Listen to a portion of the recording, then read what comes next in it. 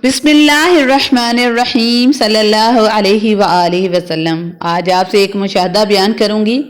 کل ایک درینہ ساتھی درود اکیڈمی کے آفس میں مجھ سے ملنے آئے۔ مولانا صاحب ہیں، بہت بڑی شخصیت ہیں۔ درود شریف کے موضوع پر بہت اچھی دلچسپ گفتگو ہو رہی تھی۔ دوران گفتگو ذکر شروع ہوا کہ بہت سارے احباب ایسے ہیں پسند کی شادی کے لیے درود شریف کے وظائف طلب کرتے ہیں۔ بظاہر اس مقصد کے لیے درود شریف کے وظائف دینے کو دل تو نہیں کرتا، کیونکہ اس میں کافی پیچیدگیاں ہوتی ہیں، لیکن پھر بھی درود شریف پڑھنے کو دیا جاتا ہے کہ چلو کسی بہانے سے درود شریف پڑھیں تو صحیح، کہ ایک مرتبہ رسول صلی اللہ علیہ وسلم کے دربار تک پہنچ جائیں گے تو نبی کریم صلی اللہ علیہ وسلم خود ہی سنبھال لیں گے۔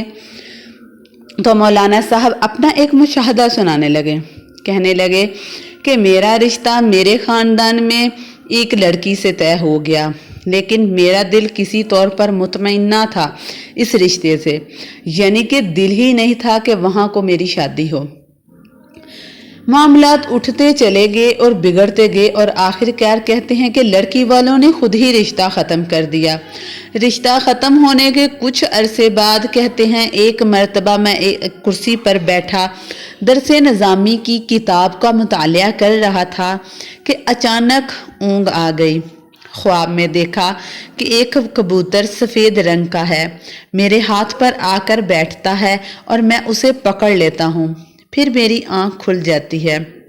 کہتے ہیں میں نے اپنا یہ خواب اپنے ایک استاد سے اس خواب کا ذکر کیا تو انہوں نے تعبیر یہ دی کہ آپ کی شادی آپ کے خاندان میں آپ کی پسند سے ہوگی۔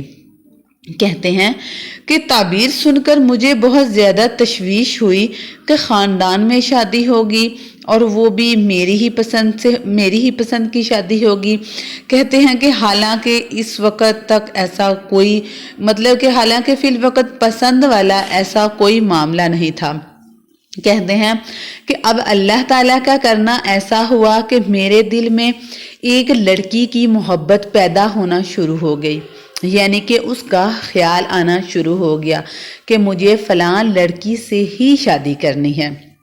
کہتے ہیں کہ جب یہ وہ لڑکی تھی جس کی بہن سے ان کا پہلا جو رشتہ ہوا تھا اس کا رشتہ ختم ہوا تھا، یہ ان کی بہن تھی، تو بظاہر اب اس گھر میں رشتہ ہونا ناممکن ہی لگ رہا تھا، لیکن قدرت کا نظام دیکھیے کہ میرے دل میں محبت زور پکڑتی گئی۔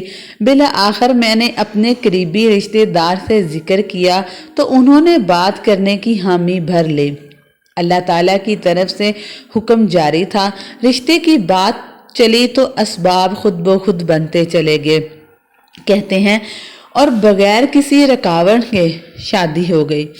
شادی کے کچھ عرصے بعد میں نے اپنی بیوی سے اس سارے معاملے کا ذکر کیا کہ کس طرح سے میرے دل میں خود بخود تمہاری محبت بڑھتی گئی اور شادی تک بات پہنچ گئی۔ یہ ساری بات سن کر میری بیوی نے بتایا کہ میری خواہش تھی کہ میری شادی کسی عالم سے ہو اور وہ عالم بھی آپ ہی ہوں۔